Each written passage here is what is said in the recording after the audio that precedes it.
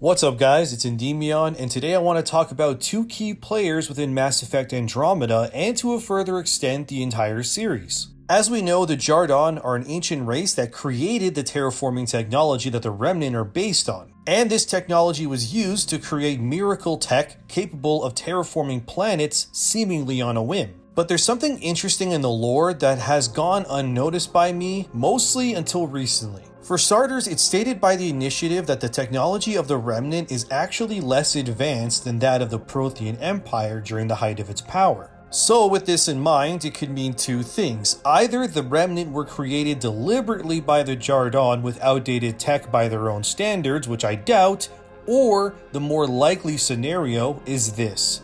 What if the reason Remnant technology is less advanced compared to Prothean technology is because the creators of the Remnant, the Jardaan, are a race that aren't as ancient as we think? And there's much more to it than that, so let's begin.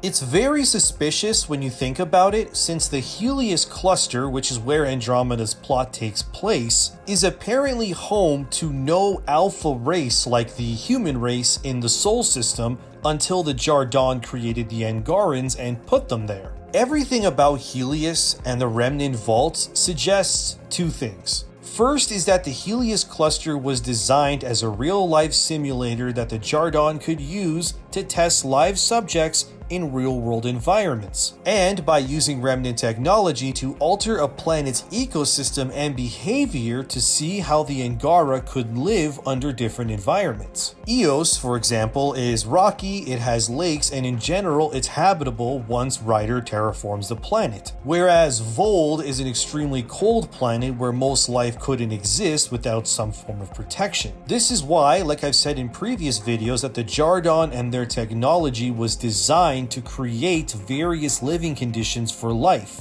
But here's my theory. What if the Helios cluster was originally devoid of all life? And once discovered by the Jardaan, they decided to create the Helios cluster into a sort of, for lack of a better word, a safe haven for organic life. Stick with me. In the real world, when a species is close to extinction, humans usually will find those animals that fit this criteria, isolate them in protective sanctuaries, and work to repopulating that animal group so they don't fade away. Think of like pandas, for example. Now, if the Jardaan did exist sometime after the Protheans, but before we reached Andromeda, the energy signatures from the Milky Way during the Reaper War could not have gone unnoticed. Not to mention, when the Crucible detonates, that surge of energy was so powerful, it reached every single planet across every single system in the Milky Way. What's even more weird is that it's revealed that the Remnant vaults and the technology within them are actually not that old. They were actually created and activated a mere few hundred years prior to the initiative's journey to Andromeda, which could mean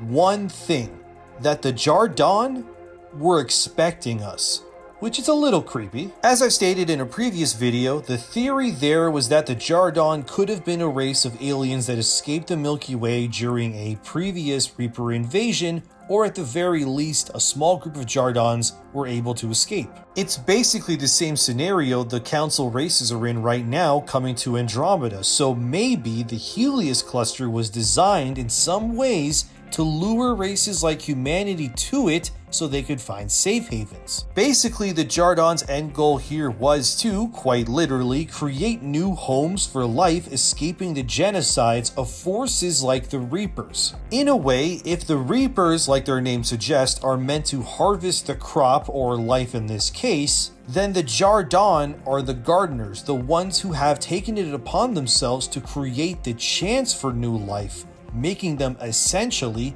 the anti-Reapers. I can also see the Remnant tech being used for incredibly evil things, but I think I'll leave that idea for another video. But the gist of this video is to simply suggest that the Geth discovering Helios with their telescope to the initiative coming to Andromeda, all of it may have not been by chance, but was purposely pushed along by the Jardaan. And it's rather convenient that an armada of settlers fleeing their system happened to stumble upon not only habitable planets, but a system full of technology capable of creating any environment they need to live, which also can conveniently be interfaced with and manipulated by technology like Sam. And since all technology in the Milky Way is, to some extent, based on Reaper-made technology, since the Reapers literally leave beacons for races to find, which then those races use to develop faster-than-light travel, controlling Mass Effect fields,